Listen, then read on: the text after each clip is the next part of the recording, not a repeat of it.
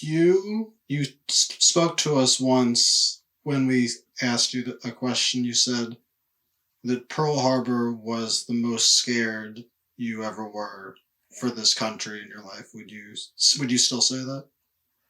Yeah, Pearl Harbor was a frightening experience because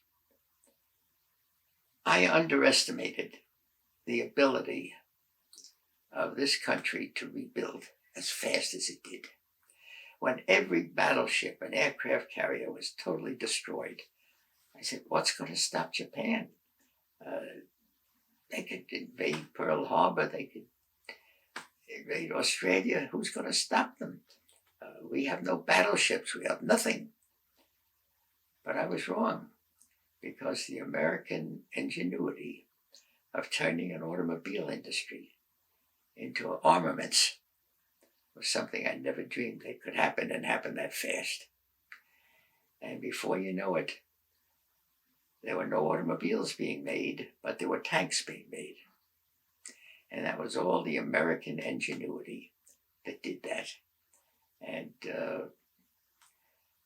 I thought it would take years and years, and that's what would be more than enough time for Hitler to do the damage he could do. But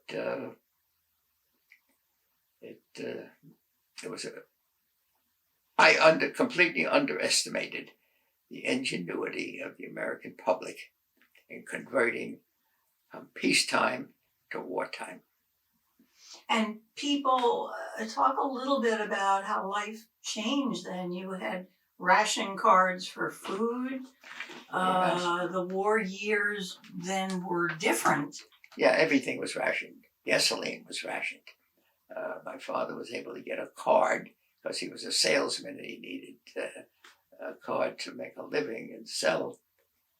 But it was a very limited card. There was no such thing as going out on vacations with a car and you burning up gasoline. So it was very limited. And even food. I remember some of the substitutes for bread. Very tasteless. They just weren't making things like they normally did because of the shortness of the ingredients that needed to make it tasty. And so we lived through it. Nobody starved that I can remember. Nobody starved.